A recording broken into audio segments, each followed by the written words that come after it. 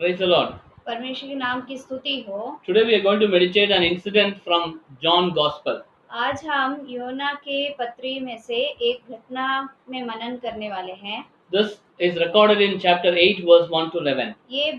ये जो घटना है वो योना के पत्री 8वें अध्याय 1 से 11 में लिखी गई है। And here there is an incident where Jesus Christ is being cornered. और यहाँ पर एक ऐसी अवस्था है जहाँ पर यीशु मसीह को अलग करके खड़ा किया गया है। And he is supposed to give an answer to it. और उन्हें वहाँ पर इस प्रकार खड़ा किया है कि कुछ सवाल उन पर किया गया और उसका जवाब उन्हें देना है। And he was being cornered by the Pharisees and Sadducees. और उन्हें फरीसी और शास्त्री लोगों ने अलग करके इस प्रकार खड़ा किया है। And the incident is like this. और घटना इस प्रकार है। And it was early in the morning. और ये सुबह की बात है। And Jesus Christ was teaching the people. और उस समय यीशु मसीह वहाँ बैठकर लोगों को उपदेश दे रहे थे। And that time they brought a woman before him. और उस समय ये शास्त्री और फरीसी लोग एक स्त्री को पकड़कर उसके सामने लेकर आते हैं। And she was caught in an act of adultery. और उसे इसलिए पकड़ा गया क्योंकि वो व्यभिचार करते हुए दिखी। And they brought the woman alone. और उस स्त्री को खाली वो वहाँ पर पकड़ कर लाते हैं। The man was not caught. और वो आदमी जो था उसे नहीं लाया गया। Probably we do not know whether it was a fake. We do not know about anything about the man. और उस आदमी के बारे में हमें सही रीति से नहीं मालूम क्या है असल में। But the woman was brought there. लेकिन उस स्त्री को वहाँ पर पकड़ कर लाया गया। And they asked Jesus Christ. और उन्होंने यीशु मसीह से पूछा। It is recorded in verse 4. और चौथे वाक्य में लिखा है, Teacher, this woman has been caught in the act of adultery. Now in the law of Moses commanded us to stone such woman. So what do you say? 8वां अध्याय 4था और 5वां वाक्य, हे गुरु, यह स्त्री व्यभिचार करते पकड़ी गई है। Yes. व्यवस्था में मूसा ने हमें आज्ञा दी है कि ऐसी स्त्रियों पर पथराव करे। अतः तू इस स्त्री के विषय में क्या कहता है? And Jesus didn't answer anything. और तब यीशु मसीह ने उन्हें कोई जवाब नहीं दिया। He just bent down and started writing something on the floor. वो तुरंत घुटने टेक कर वहाँ पर जमीन में कुछ लिखना शुरू कर दिए। He did not answer anything. और यीशु मसीह ने वहाँ पर कोई जवाब नहीं दिया। But they kept pressing on. लेकिन वो बार बार उससे पूछते रहे। That time Jesus Christ raised his head. और तब यीशु मसीह ने अपने सिर को उठाया। Stood up. और खड़े हुए। And said, if anybody is without sin, let him stone her first. और उन्होंने कहा कि तुम में से यदि कोई पाप रहित है तो इस स्त्री पर पथराव कर सकते हैं। And everybody starting from the old to the young left the scene. और जो भी इस बात को सुने, जो बुजुर्ग थे और जो जवान लोग थे, धीरे धीरे वहां से चले जाने लगे। Finally the woman and Jesus Christ was left alone. और अंत में यीशु मसीह और वो स्त्री ही खाली वहां रह गए। And Jesus Christ stood up. और यीशु मसीह खड़े होकर and asked her. और उस स्त्री से उन्होंने इस प्रकार पूछा, Where are the men? वो लोग जो आए थे वो कहाँ हैं? Has no one condemned you? क्या किसी ने भी तुझे दंड की आज्ञा न दी? She said, No, Lord. और उसने कहा, नहीं प्रभु। And Jesus said, Neither do I condemn you. यीशु ने कहा, मैं भी तुझ पर दंड की आज्ञा नहीं देता हूँ। Go and sin no more. और फिर पाप न करना। This was the conclusion. और यही यहाँ इस वाक्यों का अंत है। Right from the beginning, Jesus Christ was being accused by the Pharisees and the scribes. शुरू से ही यीशु मसीह को शास्त्री लोग और फरीसी लोग हमेशा निंदा किया करते थे। They wanted to arrest him. और वो उन्हें वहाँ पर अरेस्ट करना चाहते थे। They wanted to kill him. और वो हमेशा ये चाहते थे कि यीशु मसीह को वो मार डाले। And they wanted to plot against him. और वो हमेशा वहाँ पर एक चाल उसके ऊपर बिछाना चाहते थे। And this woman was also brought to accuse him. और ये स्त्री को भी यीशु मसीह के सामने इसीलिए लाया गया ताकि यीशु मसीह की निंदा की जाए। And they wanted to find fault in his teachings. और ये शास्त्री और फरीसी लोग कुछ ना कुछ गलत बात यीशु मसीह के शिक्षा पे निकालना चाहते थे। And they wanted to accuse him. और वो वहाँ पर उसकी निंदा करना चाहते थे। If Jesus Christ had said that you can stone him, यदि यीशु मसीह ने वहां पर कहा होता कि तुम उस पर पथराव कर दो, because the Jewish people didn't have the authority to give a death sentence. क्योंकि यहूदी लोगों के पास ये अधिकार नहीं था कि वो मृत्यु दंड दे वहां पर, Because that would be against the Roman custom. क्योंकि वो रोमियो के रिवाज के अनुसार वो गलत बात थी। And Jesus Christ would have been accused.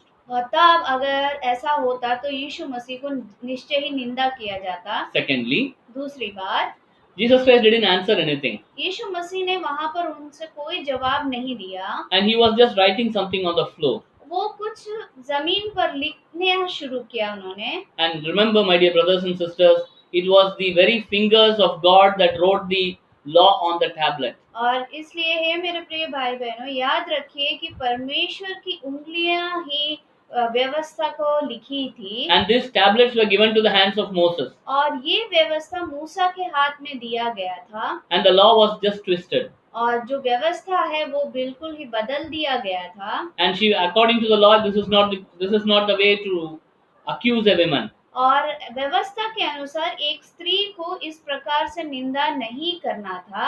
And that is why Jesus Christ says, और इसीलिए यीशु मसीह यहाँ पर कहते हैं, anybody who is without sin can stone her. और कोई भी यहाँ पर जो पाप नहीं किए हैं वो उस पर पथराव कर सकते हैं। There was nobody. लेकिन वहाँ पर ऐसा कोई भी नहीं था। And finally Jesus Christ says, और अंत में यीशु मसीह इस प्रकार कहते हैं, he says, tells the woman, और उस स्त्री से वो इस प्रकार कहते हैं, if I do not sin anymore, तू भी अब से कभी पाप ना करना। I would also not condemn you. और मैं भी तुझे कोई दंड की आज्ञा नहीं देता हूँ। My dear brothers and sisters, हे मेरे प्रिय भाई बहनों, the choice to accept Jesus Christ or reject is ours. यीशु मसीह का चुनाव करना हमारे हाथों में है। In the words of Peter, और पत्रोस के शब्दों में, he said, when Peter was asked, जब पत्रोस को पूछा गया था, you know what was the response of Peter? आप जानते हैं कि शिमोन पत्रोस का क्या उत्तर था? Peter says, in 6:68, Peter says like this. और छठे अध्याय के 68 वचन में पत्रोस इस प्रकार कहता है, Simon Peter answered him, Lord, to whom shall we go? You have the words of eternal life. शमौन पत्रोस ने उसको उत्तर दिया, हे प्रभु, हम किसके पास जाएं? अनंत जीवन की बातें तो तेरे ही पास हैं। In Jesus Christ there are words of eternal life. यीशु मसीह के पास ही अनंत जीवन की बातें हैं। In Jesus Christ there is the fixation of time. और यीशु मसीह के हाथों में ही समय का निश्चयता है। He knows the determination when, what will happen when. वो जानते हैं कि कब क्या होने वाला है। During the time of accusation by the Jews and the scribes, और इस निंदा के समय जब शास्त्री और फरीसी लोग कर रहे थे, they could not arrest him. वो उसे वहां पर पकड़ नहीं पाए। They could not put him into trouble. और वो वहां पर यीशु मसीह को समस्या में डाल नहीं पाए। The Bible says that his time had not come. Bible कहती है कि उसका समय नहीं आया था। When his time came, जब उसका समय आया, he gave himself up. और वो खुद से अपने आप को सौंप देते हैं। And therefore, my dear brothers and sisters, और इसलिए है मेरे प्रिय भाई बहनों, in Jesus Christ is time. और इसलिए यीशु मसीह के हाथों में ही है समय। He can determine your time and my time. वो आपके समय को और मेरे समय को निश्चित करते हैं। And he can also forgive you in this time. और वो ही आपको इस समय क्षमा भी दे सकते हैं। He will not condemn you. वो आपको कभी आज्ञा का दंड नहीं देंगे। And in him is words of eternal life. और उसी के हाथों में अनंत जीवन की बातें हैं। And the problem with the Jewish people were, और यहूदी लोगों के साथ जो समस्या थी, they were going with the majority opinion. और वो वहां पर झुंड के साथ अपने राय को लेकर जाते थे। Provided the majority says right, और यदि झुंड सही कहे तो it doesn't mean that it is right. इसका मतलब ये नहीं कि वो सही बात है। My dear brothers and sisters, relationship with Jesus Christ is a personal encounter. हे मेरे प्रिय भाई बहनों, यीशु मसीह के साथ जो संबंध है वो व्यक्तिगत संबंध है। There were 12 disciples with Jesus Christ. 12 शिष्य थे यीशु मसीह के साथ। But all of them had a different opinion. लेकिन सब सबके पास अलग-अलग राय थी। It was an individual relationship. वो व्यक्तिगत एक संबंध था उनका। Same as with the Jewish people also. उसी प्रकार था यहूदी लोगों के साथ भी। In the Jewish community, there was a man called Nicodemus. और यहूदी समाज में एक मनुष्य था, एक व्यक्ति था जिसका नाम था Nicodemus. And he had a personal relationship. और वो यीशु मसीह के साथ एक व्यक्तिगत संबंध रखा। Same is with you and me. इसी प्रकार है आपके साथ और मेरे साथ भी। How is my relationship with him? मेरा संबंध कैसा है यीशु मसीह के साथ? And he will not condemn you. वो आपको कभी भी दंड की आज्ञा नहीं देगा। He will forgive you of your sins. आपके सारे पापों को वो माफ कर देगा। In him is words of eternal life. और उसी में अनंत जीवन की बातें हैं। To choose him or reject him is your choice. चुनाव करना है या नहीं करना है वो आपके हाथों में है। Don't go by collective opinion. आप एक झुंड के राय के साथ ना जाएं। Today, if it is a time for you, यदि यह समय आपके लिए है तो think about your relationship and your understanding about Jesus Christ. आप अपने समझ को सोचिए, यीशु मसीह के साथ आपका संबंध कैसा है। He knows your beginning and your end.